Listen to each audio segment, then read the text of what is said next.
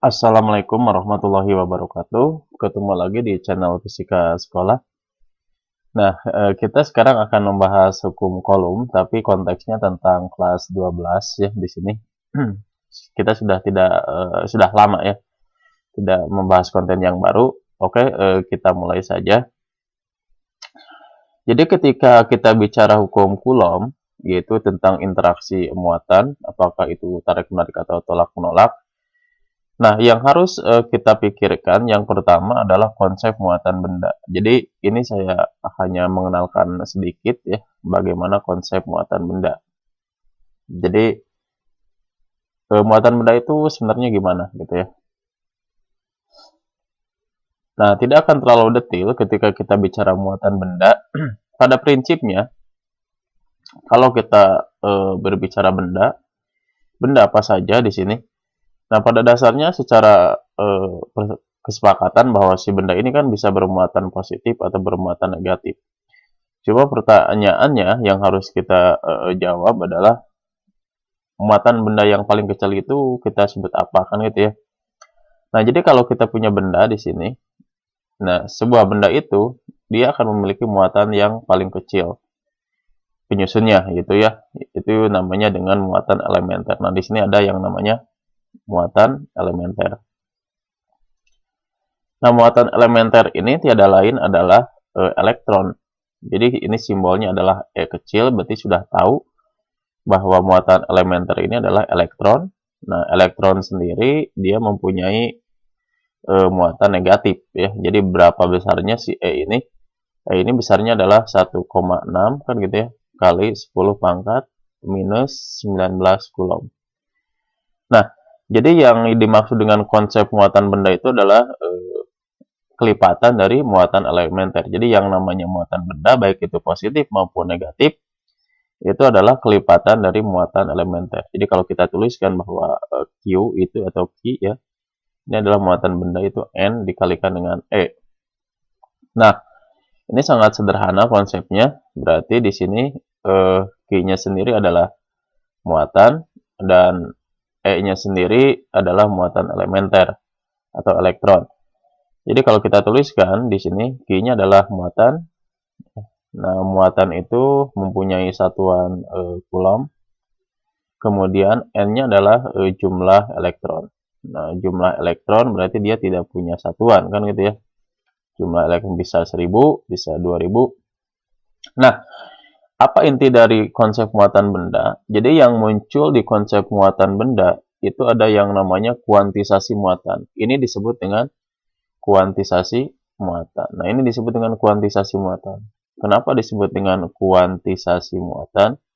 Muatan suatu benda itu hanya kelipatan bulat muatan elementer.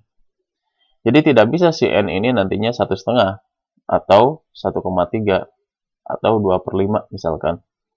Nah, jadi si N ini pasti bilangan bulat. 1 kalinya dari elektron, 2 kalinya, 3 kalinya, 1000 kalinya, sejuta kalinya. Nah, ini yang disebut dengan konsep kuantisasi muatan. Nah, ini adalah konsep dasar sebelum masuk ke dalam hukum Coulomb. Jadi sederhananya, kalau kita ingin menghitung, saya punya misalkan sejuta elektron, kan gitu ya.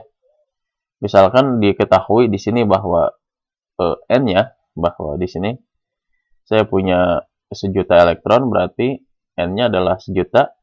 Sejuta itu adalah 10 pangkat 6 kan gitu ya. Berapa muatan benda berarti Q itu akan sama dengan kan N dikalikan dengan E.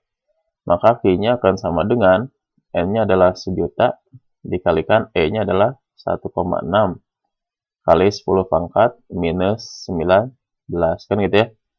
Jadi kalau kita dapatkan bahwa Q-nya adalah 1,6 kali 10 pangkat minus 13 Coulomb. Nah, ini adalah muatan ketika kita mempunyai 1 juta elektron.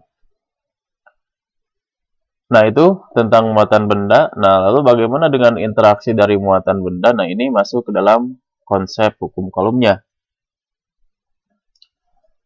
Kalau kita tuliskan di sini, ini konsep yang kedua adalah konsep gaya listrik kan.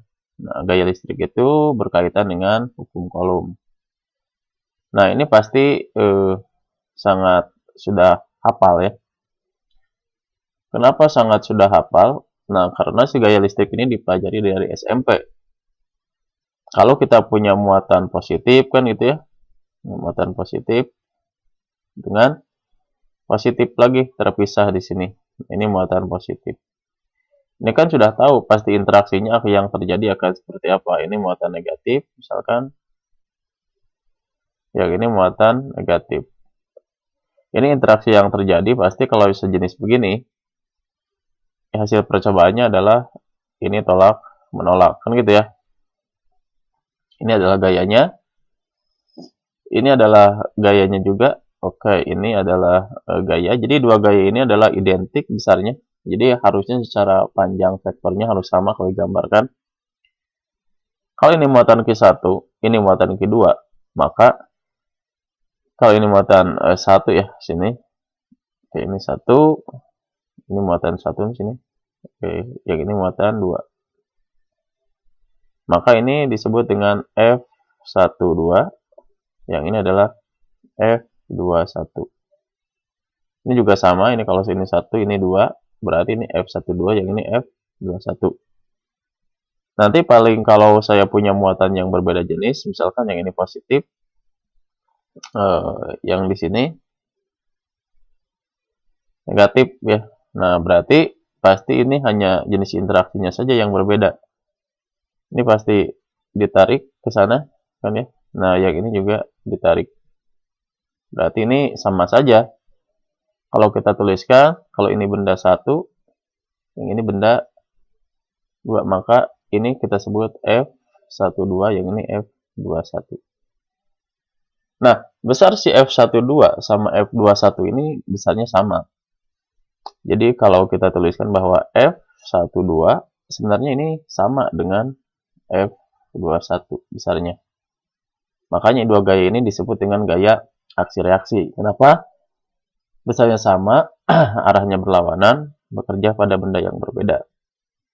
Berapa besar gayanya? Ini kalau saya simbolkan dengan F saja, besarnya adalah K dikalikan Q1 dikalikan Q2 dibagi dengan R dikuadratkan. Jadi cukup simpel. Ini tinggal ini. Ya, nah Q-nya sudah tahu kan tadi muatan benda. Q-nya muatan benda di sini, kemudian K-nya. K itu konstanta ini 9 kali 10 pangkat 9 Newton meter kuadrat per kulom kuadrat. Kemudian F-nya sendiri, ini sudah tahu kan, F-nya adalah gaya.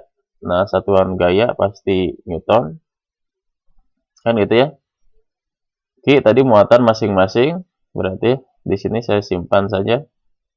Q adalah muatan. Oke, muatan itu satuan umumnya adalah kulom, tapi bisa aja mili, mikro, dan seterusnya. R itu apa R? Jarak pisah. Jarak pisah itu berarti di sini apa? Meter ya. Nah, itu tentang gaya ya. Jadi sederhana. Nah, yang tidak sederhana itu adalah soalnya. Jadi saya di sini hanya akan menjelaskan bagaimana tipe soal yang muncul di gaya ini. Jadi tipe soalnya itu bagaimana ya. Oke. Kita lihat di sini tipe soal pertama ya. Jadi ini saya tulis di sini. Tipe soal ya, gaya Coulomb. Tipe soal gaya Coulomb. Yang pertama ya, ini yang pertama nih sini. Ini soal menghitung gaya ya. Jadi ini menghitung gaya langsung. Menghitung gaya. Kalau menghitung gaya ini sangat sederhana. Soalnya gimana kalau soal tentang menghitung gaya? Kalau menghitung gaya itu ya saya punya muatan di sini muatan positif, di sini saya punya muatan negatif. Ini ada besarnya Q1 ya. Ini Q1 sini yang ini Q2 kan gitu. Ini dipisahkan pada jarak apa? R kan di sini. Gitu. Kalau ini positif negatif berarti kalau mau digambar vektor gayanya pasti ini kan ditarik gitu ya. Ini ditarik.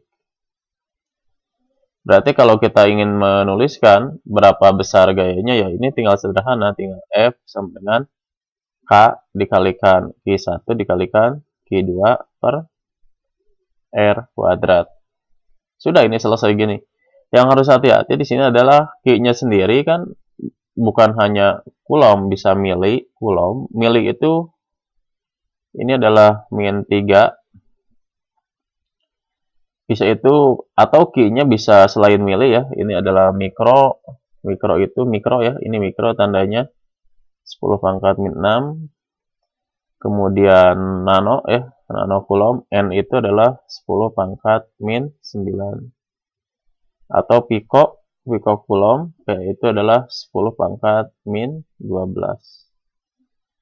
Jadi, itu yang harus hati-hati. Kemudian R-nya, biasanya R-nya tidak dalam meter. R-nya bisa dalam senti kan.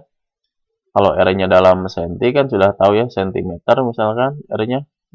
Berapa ke meter? Berarti ini 10 pangkat min 2. Kemudian bisa aja R-nya adalah milimeter. Berarti ini 10 pangkat min 3. Jangan lupa nanti di kuadrat. Karena ini adalah tipe soal menghitung langsung. Sudah selesai. Oke. Yang kedua ya, tipe yang kedua ini adalah resultan. Jadi menghitung resultan gaya. Nah, resultan gaya. Kalau resultan gaya berarti di sini ada 2 gaya atau lebih. Nah, untuk resultan gaya itu ada yang sejajar konteksnya itu. Jadi ada yang sejajar. Contoh gini misalkan saya punya muatan positif, ini saya punya muatan negatif, saya punya muatan positif. Sebenarnya bebas ini mau positif-positif, mau negatif, tapi kita pilih beda saja.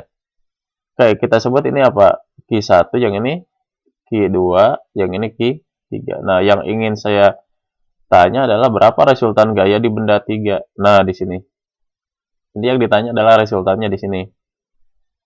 Ketika kita bicara resultan di sini, yang diperhatikan adalah ini. Q3 berinteraksi dengan Q2. Kan ini beda jenis. Berarti dia ditarik ke sini. Karena tarik-menarik kan sejatinya. Berarti ini besar gayanya, atau simbol gayanya ini adalah F32. Kan gitu. Gaya yang dirasakan benda 3 akibat 2. Nah, kemudian kalau kita gambar yang berbeda, sini kan ada benda 1 dengan benda 3 kan. Maka ini sejenis. Kalau sejenis berarti gimana? Tolak sini. Nah, ini adalah F31. Gimana resultannya? Ya resultannya berarti kalau berlawanan begini harus dikurangi. Nah, berarti kalau ditanya nih F3 itu akan sama dengan F32 dikurangi dengan F31 atau sebaliknya. Pokoknya yang besar dikurangi yang kecil. Nanti arahnya mengikuti yang besar. Nah, terus F32-nya apa? Ya F32-nya itu harus dihitung. F32-nya hitung lagi berarti ini tinggal K Q3 kan gitu. Q2 per sini R32 kuadrat. Nah, R32 itu ini ya, sini. Jangan salah, ini R32. Nah, kemudian F31 gimana nih? F31. F31 itu sama dengan apa? K dikalikan Q3 Q1 per R31 kuadrat. Mana? Ini di sini jaraknya ya. Nah, itu adalah nanti hasil kedua ini diselisihkan. Nah, itu namanya resultan gaya untuk yang segaris. Jadi sebenarnya sederhana gitu. Ini resultan gaya untuk yang pertama, segaris ya. Jadi kalau kita catat ini untuk yang segaris. Sekarang resultan gayanya tidak segaris. Tidak segaris itu gimana? Ya bisa aja segitiga. Saya punya begini. Muatan positif. Ini muatannya negatif. Nah, ini muatannya positif. Nah, biar beda ya. Oke, misalkan ini berada di titik-titik segitiga sama sisi. Nah, gitu. Tidak harus segitiga sama sisi, bisa aja segitiganya siku-siku. Nah, kalau kita tuliskan ini Q1 misalkan ya, yang ini Q2 nih, yang ini Q3. Nah, yang ditanya di soal ini adalah berapakah resultan gaya misalkan ya di Q3. Kenapa Q3 terus? Gak apa-apa ya. Ini ingin aja Q3. Oke, berarti kita analisis lagi kayak tadi misalkan Q3 dengan Q2, tarik menarik atau tolak menolak, ini tolak menolak. Nah, ini namanya apa? F32 harus dihitung pakai rumusnya, hukum kolom. Nah, sekarang F3 dengan Q3 dengan Q1, maka tarik menarik sini. Nah, ini adalah F apa? 31. Nah, hati-hati. Ini tidak bisa dijumlahkan langsung karena di sini ada sudut posisinya. Nah, sudut ini harus ditentukan. Berapa besarnya sudut alfa ini? Berarti kalau satu garis lurus ini adalah 180, maka segitiga sama sisi ini sudutnya 60, maka ini alfanya pasti 120. Nah, di sini alfanya adalah 120 derajat. Lalu nanti gimana cara mengerjakannya? Ya, mengerjakannya sederhana. Dia mulai dari menghitung masing-masing. Ini F31 hitung berarti. Kemudian F32 hitung. Nah, setelah dihitung gimana? Ya resultan kan. F resultan kan ada rumusnya. Berarti F31 kuadrat ditambah dengan F32 kuadrat ditambah 2 kali F31 dikalikan 32 di sini cos alfa. Jangan lupa ini diakarkan. Nah, ini kalau segitiga.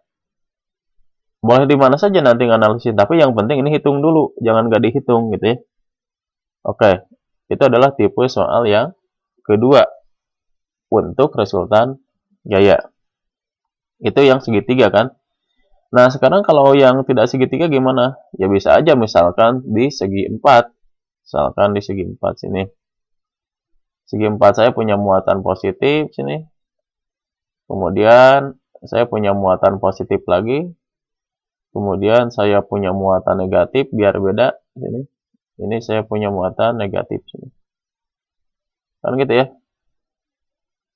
Nah, misalkan ini Q1 kan gitu ya. Ini Q2, yang ini apa? Q3, yang ini Q4. Nah, yang ditanya di soalnya gimana resultan gaya di Q4 misalkan.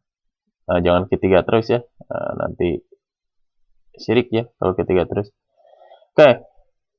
Q1 dengan Q4 sejenis atau beda jenis? Beda jenis kan?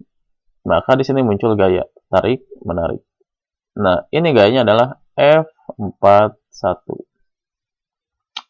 4 dengan 3 sejenis.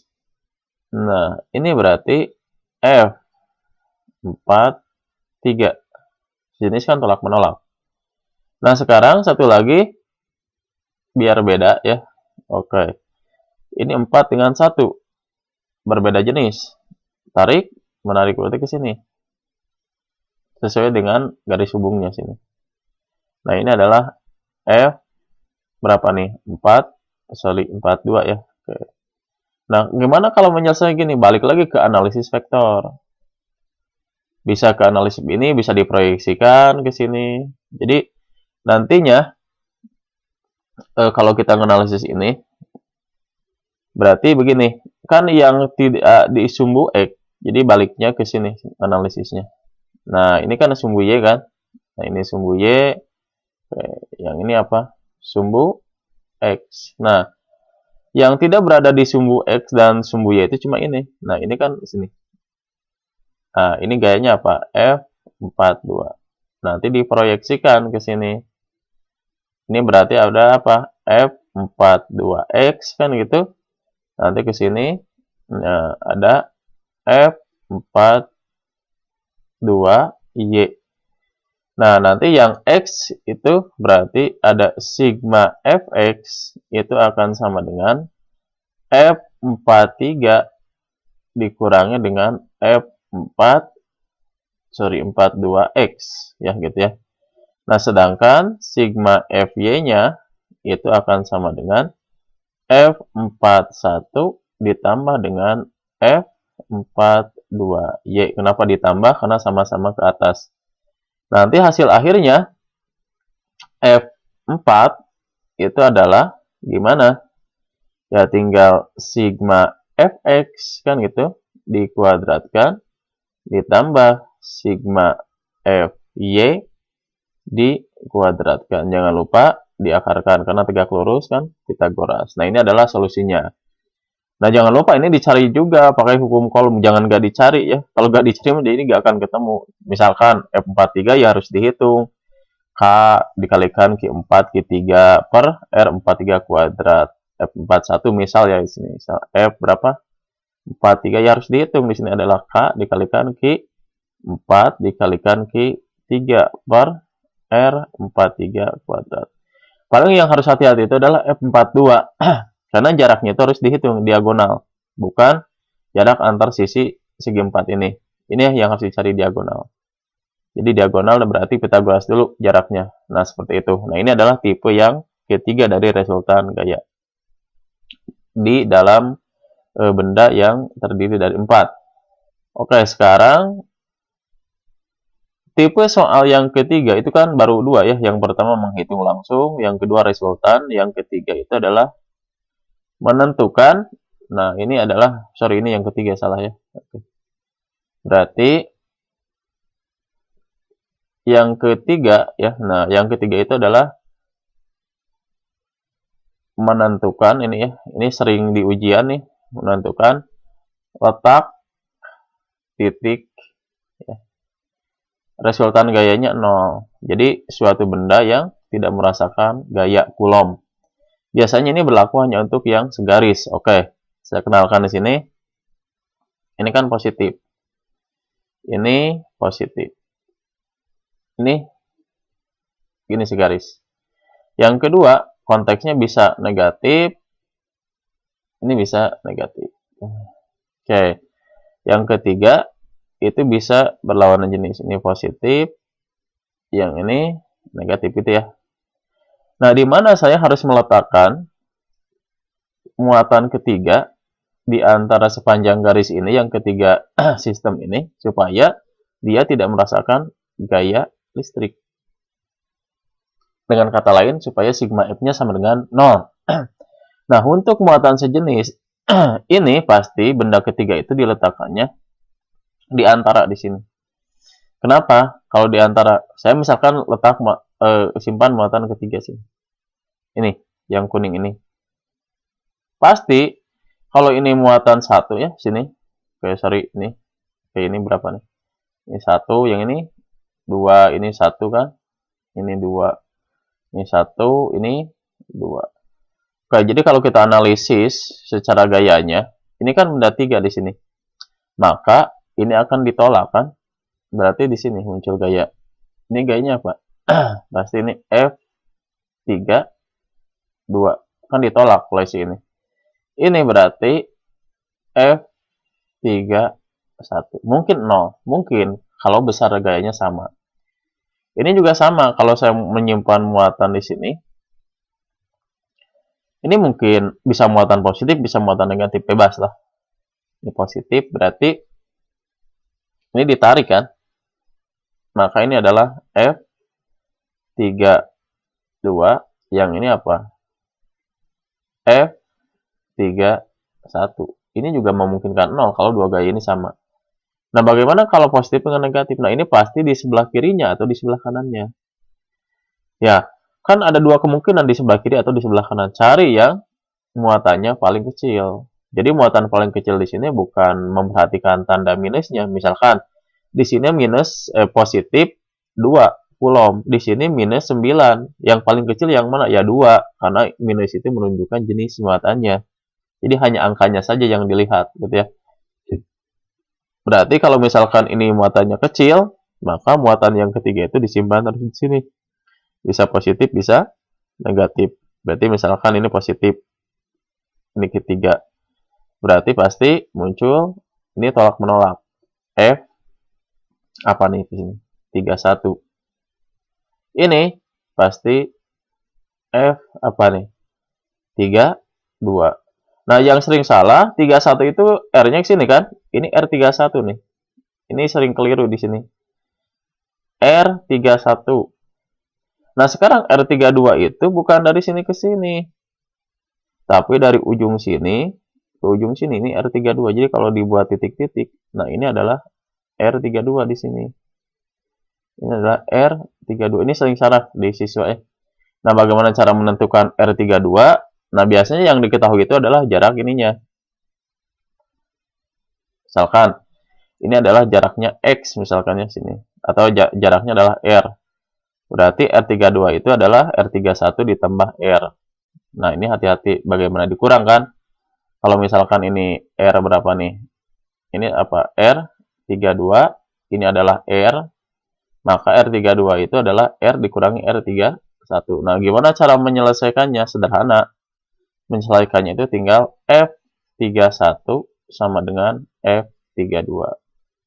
Nanti tinggal K dikalikan Q3 dikalikan Q1 per R31 kuadrat. Ini harus sama dengan K Q3 Q2 per R32 kuadrat. Nanti coret-coret, yang samanya muncul tinggal gini. Q1 per R31 kuadrat harus sama dengan Q2 per R32 kuadrat. Sudah, nanti tinggal dimasukkan. Yang harus hati-hati biasanya ini di R. Atau untuk menghilangkan kuadratnya gimana? Diakarkan kedua ruas. Nanti cek ya. Di video saya ada tentang yang segaris. Yang khusus yang ini. Menentukan letak titik yang 0. Nah, itu. Nah, yang terakhir. Ya. Yang terakhir ini sering dikaitkan dengan sistem mekanis. Nah, ini tipe yang terakhir ini adalah pasti ada keseimbangan gaya di sini. Nah, ini biasanya dikaitkannya dengan keseimbangan gaya. Misalkan gini ya, saya punya dua muatan sini. Muatannya positif dengan positif, apa yang terjadi? Ya tolak menolak kan. Sini positif, yang ini apa? Positif kan. Nah, tolak menolak. Di sini pasti yang diketahui adalah selain muatannya, ini pasti yang diketahuinya sih ini selain muatan. Ini adalah massa benda. Berarti kalau ada massa benda, pasti di sini muncul apa? Gaya gravitasi. Misalkan yang ditanya adalah gaya tegangan tali T. Gimana cara menganalisisnya? Berarti ini hukum kolomnya, ini pasti tolak menolak kita gambarkan gaya masing-masing atau diagram gayanya. Nah, ini pasti gak usah dua-duanya, lihat aja salah satunya. Ini misalkan gaya kulomnya. Ini gaya kulom atau gaya listrik. Ke bawah, ini ada gaya berat karena dia punya massa. Berarti dia ini punya gaya tegangan tali. Ini adalah T. Nah, gimana ngitung T-nya? Bisa pakai Pitagoras. Kan T itu bentuk lain dari sini kan. Resultannya itu pasti ke sini. Nah, ini resultan. Ini adalah F resultan. Nah, F resultan ini akan sama dengan apa? T kan. Nah, berarti panjang F resultan ini kan diagonalnya dari si dua gaya ini. Berarti T itu akan sama dengan apa? F kulom kuadrat ditambah mg kuadrat. Jangan lupa diakarkan. Nah, gitu. Kalau mencari sudutnya, ya gampang. Berapa sudutnya? Misalkan ini theta. Ya, berarti kalau di sini juga theta. Pakai aja sin cos tan bebas. Biasanya pakai tan, ya. Tan itu adalah sisi depan, berarti depan itu ini kan garis ini adalah F kolom. Nah, dibagi dengan samping. Sampingnya adalah mg. Nah, hati-hati si FC-nya harus diurai, jangan tidak diurai. FC-nya itu kalau ini gayanya identik, ini K-nya K Q kalikan Q dibagi R kuadrat. R-nya yang mana? Nah, yang ini R-nya, hati-hati nih. Nah, itu adalah cara menganalisis tentang jenis-jenis soal di gaya Coulomb. Jadi, video ini hanya membahas tentang sedikit tentang gaya. Nah, dan yang terakhir mungkinnya saya lupa ya, ini yang terakhir, ini adalah perbandingan ya. Oke, perbandingan gaya. Perbandingan gaya gimana? Ya, misalkan kan si gaya itu dua faktor yang mempengaruhinya. Sebanding dengan muatan, perkalian muatan, dan gaya itu sebanding dengan apa? Jarak kan gitu. Jadi kalau ada perbandingan perubahan jarak, berarti ya tinggal gini, F yang baru berbanding F yang lama. Kalau perubahannya jarak, berarti kan berbanding terbalik ya. Kalau berbanding terbalik, berarti gini tinggal R aksen, R, jangan lupa dikuadratkan. Kalau ini yang berubahannya jarak. Kalau yang berubahnya muatan, berarti tinggal F aksen berbanding F, itu sama dengan, ini kan, Q aksen berbanding Q. Tidak usah dikuadratkan. Nah, ini kalau perbandingannya R yang berubah, ini kalau muatan yang berubah. Ya itu saja, sekian yang bisa saya sampaikan. Semoga bermanfaat. Terima kasih ya. Assalamualaikum warahmatullahi wabarakatuh.